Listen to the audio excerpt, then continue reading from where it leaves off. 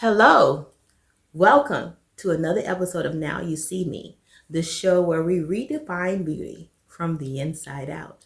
My name is Jeannette Jones and I'm your host. You know, having lived over in Europe for the past 10 plus years has given me a great respect for the military. And that being said, welcome to our show, retired Sergeant First Class Juanita Barnard. Welcome to our show. Well, thank you for having me. Well, I was saying before how I have such a great respect for the military. So you come from a long line of military people. So why don't you tell us a little bit about your family history with the Army and so forth? Well, I was born here in Germany at Frankfurt, 97th General Hospital in 1965. My father was the first black first sergeant of 97th General Hospital. So I'm the youngest of seven and the only one born overseas. So I have been in the military my entire life. We left here when I was one. We moved to Detroit, to Florida, to Missouri, to Oregon, and then Alabama. Wow, lots of places. Yes, and then I enlisted as quick as I could. Oh, wow. Did you always know that that's what you wanted to do? Oh, at 10 years old, I told my dad, hey, Dad, when I grow up, I'm going to join the Army. He was so tickled. He said, Juanita, by the time you get that old, you will have changed your mind multiple times. And I was like, oh, okay. But when I enlisted, after I graduated from high school, he was like, wow, she knew exactly what she wanted to do. Wow. Yeah, you did. And I will admit, this place is infectious because you're back over here. This is what, your second, third time coming back over in this area? Let me see, I was born here, so this would be my fifth. Fifth time. yes, if you count the birth, yes. When I was active duty, I was here twice. And then when I retired, I came back from 13 to 16. And then got turned around and came back in 19 until 24. Okay, wow. This place is very infectious. But I know that a while back they changed some of the rules regarding women in hair, especially African American women in the Army. So how did you, I guess, navigate that? I know back then you had hair, but how did you navigate that in terms of the new do that you have right now? Well, I was already retired when they started making these changes. The government started to catch on the differences between women and men when it comes when you're in combat and you're wearing this gear all the time. Your hair is constantly up, or you've got the protective mask on and everything. And it was causing a lot of damage to women's hair. So they finally got smart and said, okay, let them wear it down and everything. Now, me personally, as a retiree, when I see somebody go by in uniform with a ponytail, it drives me nuts. Because I'm used to having your hair up in a certain way, off your collar and everything.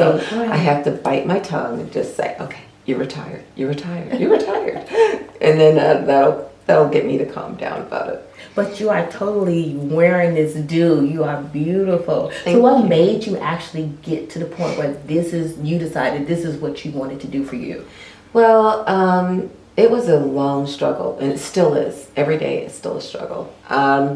But when I came back from Desert Chill and Desert Storm, I started having these pockets of pus and everything showing up on my scalp. And I started losing patches of hair. Well, went to the doctor and they were like, well, there's not much we can do. We can try this or that. So I did the steroid shots. I did the cream that you put on your scalp. And the electronic thing where they try to get your follicles to produce hair. And none of it worked. So as my hair was thinning at the crown of my head, I would try to get braids or anything to cover it up. But after a while, I just got tired of that. Because it's hard to have a social life. Yeah. When eventually you've got to take off the wig or take out the braids. Yeah. And for some men, it was just too much. Really? So now it's just like, look, here I am. Take it or leave it. Take it or leave it. I would think, no, I know you had mentioned being in the service and, you know, suffering from chemical damage and so forth. Now, did that take a special kind of medical you know, treatment because of the chemicals, or was it just like ours? Like, for example, we did the topical creams that you're talking about, but we also did the injections and all of that for a minute. So would it be something different based on your experience? I think they went with the same way that anyone else deals with this. And the reason why is because it just took them, what was it, like 10 years ago to admit all the problems we have for the ones of us that were in Desert Chill and Desert Storm, from the chronic stomach problems, aching joints and pains and everything from the uranium rounds and everything that were used there. So, plus we had to take those chemical pills when we, you know, were dealing with, you know, NBC attacks. So I think they just were kind of looking at it like, okay, let's try to do what we would normally do for somebody with regular alopecia. Oh, okay. And because they didn't really have a way to deal with it. It's not just the women that this happened to. There are loads and loads of men that lost their hair after we got back as well. Wow. So it's connected in that sense. But then again, I also have male pattern baldness that runs in my family. So at first, you know, they were looking at that, and then they were like, yeah, no, because of the way that it started. Right. Because of those blood pockets and pus pockets, and it was really, really depressing. It was really depressing. I mean, you could be having a conversation like you and I are not right now, and I would feel something and I would touch it, and there would be blood on my hands, and it just was devastating. I was only 24 Yeah. when it started. Wow. You said 24, right? That's around about the time that I kind of discovered that I had some sores that didn't seem to heal. And so I understand with the braids and the wigs and the things like that, trying to cover up because you don't want anybody to know what's lying underneath. And it can be kind of depressing. Matter of fact, it was. So I totally agree. Totally agree with what you're saying. The family, let's talk, because you are a mom, you are a grandma, you are a daughter, and so forth. How did everybody react to Mom Juanita being shaved? Well, you know, my kids are great. All of them are like, rocket, Mom, you know. So are my sisters. They're great. My brothers, they're all with it now. Had my father still been alive, yeah, I'd still be in wigs, baby. There's no way I wouldn't have shaved the rest of this off. Because he was, my parents were raised, my mother was born in 1924 and my dad in 1927. So they were raised in a generation where a woman's hair is her crown and glory. Yeah. Well, we kind of have to change that for today. Because one, the things that were put in our food, you know, like extra fluoride or, you know, the steroids they put in the meat and everything has changed so much of our personal DNA. And it causes problems, of course, you know. Yeah. They didn't do all that research when they started doing these things. They just slapped it on there and said, hey, you know, we can make more money. Well, in that case, then since this is happening to so many men and women, we really need to change how society looks at that. It makes me no less of a woman because I don't have hair. I've had people come up to me like, oh, you're a survivor of cancer, congratulations. And I'm like, yeah, okay, thanks. You know, I just got to the point where I stopped trying to explain. I'm going to roll with it, you know. Yeah. Because, and it does get old after a while. And when you see ladies my age out on dates and everything, and I'm like, yeah, that could be me, but no, it's not. And it takes a lot of self-reflection.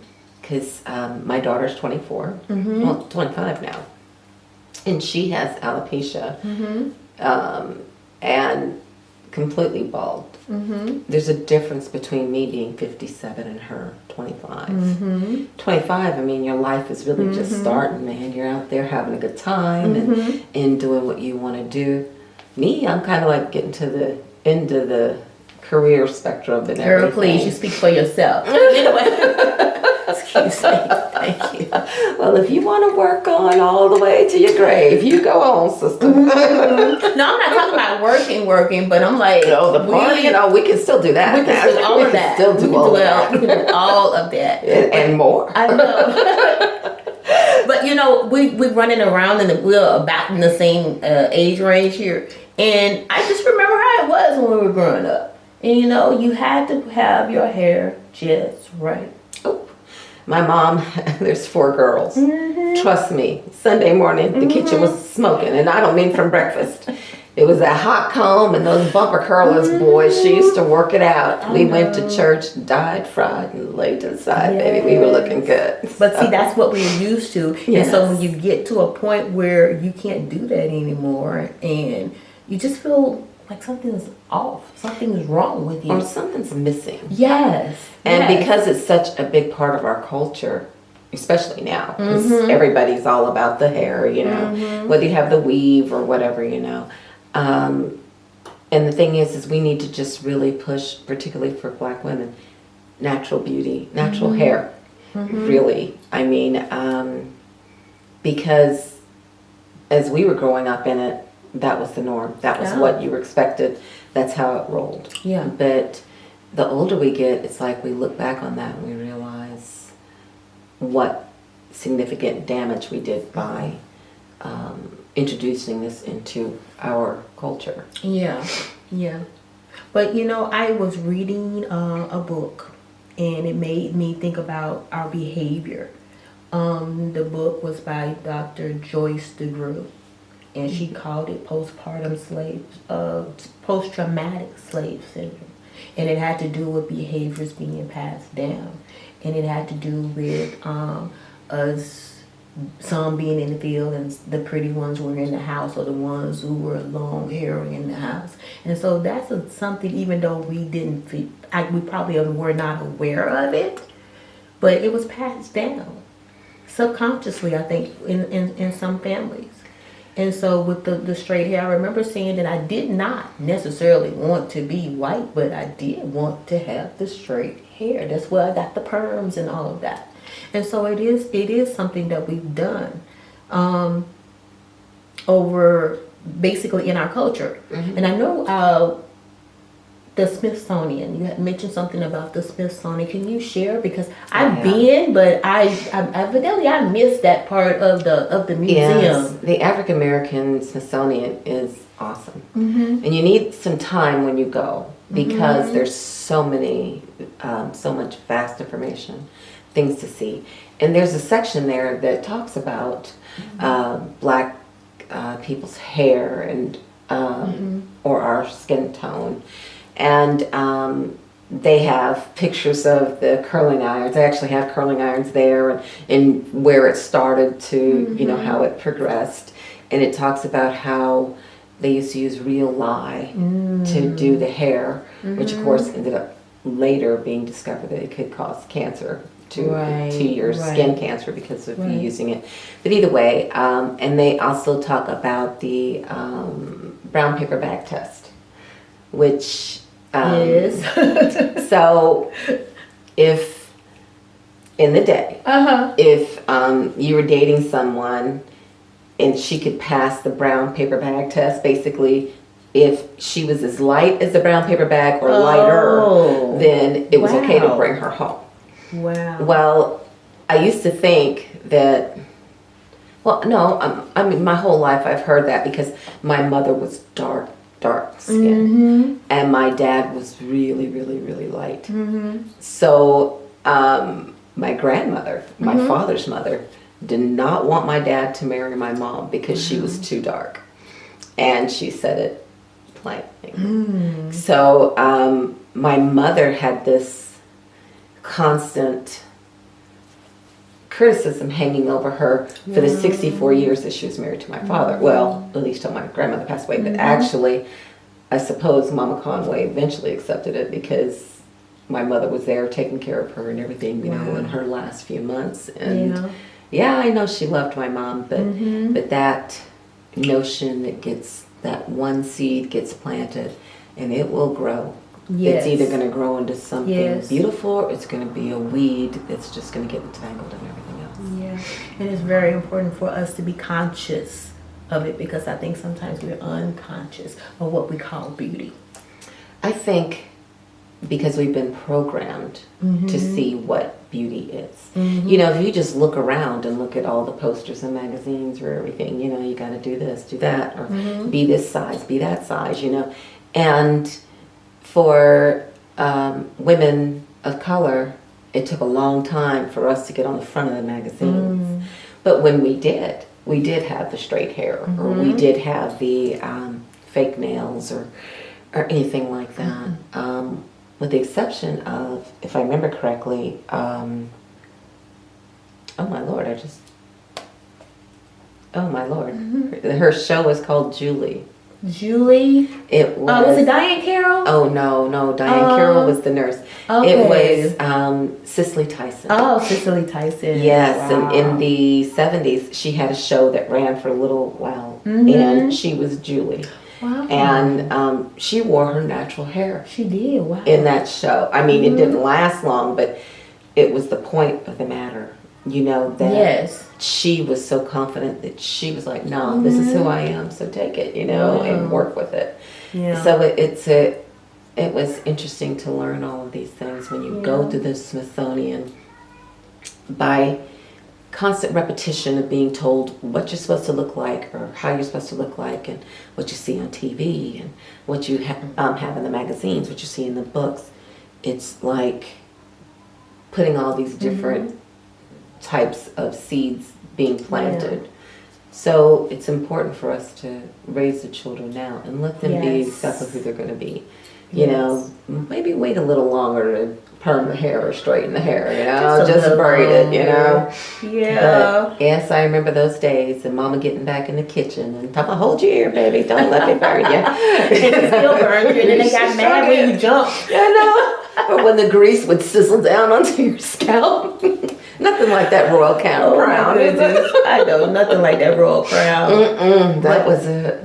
I know, but yeah, that was an interesting time, and everybody can relate to that. Totally relate to that. But you know, I did. I just in June of 22 did my transformation. And how long have you been beautifully bald? Oh, I decided in. Let me see. When did I leave? October. So in September of 2016. 2016. Yes, Okay. I was getting ready for work, and I just was like, you know, I'm so sick of these wigs. I'm so sick of hiding who I am, you know, and I had this mental conversation with myself saying, you know, you were still beautiful without this hair, Juanita, but beauty is really from the inside that flows out.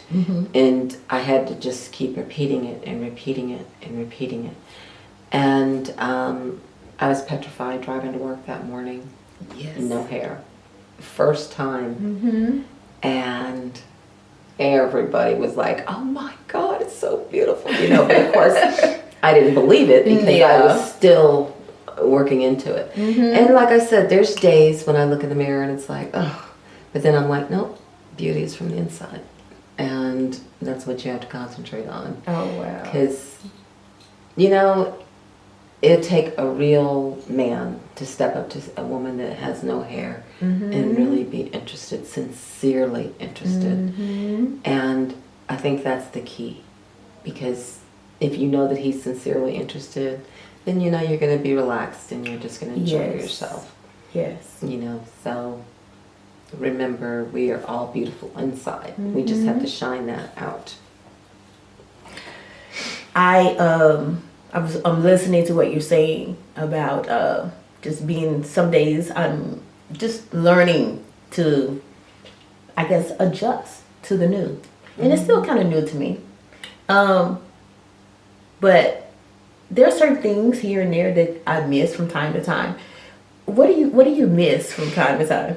I miss getting the different braids. Oh, my friend used to do my hair, so one time it would be really streaked with number 2 and number 4. I got you. And they would be weaved in together. And I would keep it kind of short, but long enough where I could put it up under in my uniform, and or to just do different braids or have a different look every now and then. Oh, and that wonderful instant facelift when you get braids. Yes, it is though. But I think that's what I could say I missed, was the ability to look different ways when I wanted to, do the full braids, or micro braids or whatever, But But I'm not sorry to cut you off. But I was just thinking that you said you missed that, but they got they got new kinds of wigs out now. So every now and then, I'm tempted, but then at the same time, like, that wouldn't be me, because I'm not that person anymore. At least not right now. I'm still embracing the new. No, you're beautiful. So you're rocking it, and the thing about that for me, because my daughter, who I mentioned before, she wears wigs a lot and everything, because she's just not gotten to the place where she can go out with no hair and feel all right. So I understand that, but for me, in my personal opinion, it would be taking me a step back. Because then I would really start to remember how it was to actually have hair and have to put it up and be in uniform, make sure everything was right, everything. So I think personally, if I did go back to that, I think it would be detrimental for how far I've already come. But I do wear some crazy hats, and I got on my African outfit with my wraps and everything. Well, it has been delightful to have you on the show today. Thank you. It really has. And I love everybody's story. Everybody that I've encountered that decided to just do the big chop off, they just come with their own essence, their own revelation, and they all come from a different walk of life. And you're one of those people that I feel like the audience can really, really relate to. And you have so much wisdom and so many things to say. So as we close, Juanita, what do you want to leave the people with? What do you want to leave the audience with? Your big epiphany, so to speak. The art of loving yourself first is going to be a part of this journey that you're going to take when you do decide to cut off your hair or you lose your hair. Because as society, people just look at the outer of someone. So if you are confident in you and confident in knowing that, hey, this is who I am at this moment, and this is my part of my journey, then when you embrace it, embrace the fact that you love yourself, and that others will come along. If they do, they do, and if they don't, they don't. It's even if you have hair, that's the same thing. Either they come along with you or they don't. So don't let anybody steal your joy. Don't let them steal your inner joy. Find that inner joy and hang on to it. And when you wake up in the morning, after you thank the Lord for giving you another day, just remember that you are bold, you are beautiful, despite not having hair. So you are the 3 B's. You are bold, beautiful, and bald. You can put a 4th one in there, and black. Okay, now you got me saying black, bold, beautiful, and bald. Y'all heard her. The 4 B's. The 4 B's. Oh my goodness. Thank you so much for coming. Oh, thank you so much for inviting me. Well, you have just witnessed another episode of Now You See Me, the show where we redefine beauty from the inside out. You all have a blessed week. Hello, my name is Jeannette Jones, and I am the Dream Coach.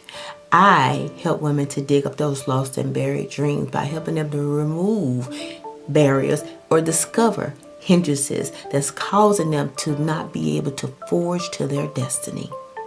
See, on my own journey, I allowed wrong mindsets. I allowed wrong thinking patterns to hinder me from discovering what I really wanted to do. It took years for me to unravel decades of bad thinking patterns. And I want to do the same for you. So what we'll do is we're going to set those long-term goals and set those short-term goals. And you need a place of accountability. You need a place that's safe. And I am that place. I invite you to go to my site, www.transparencyconsulting.com, and click on the link for your free 15-minute session. Also available on the website is the book, Out of Line, Repositioning Your Walk with God. And it's full of nuggets and things that I've learned over the years. And I know it'll be a blessing to you. I look forward to hearing from you.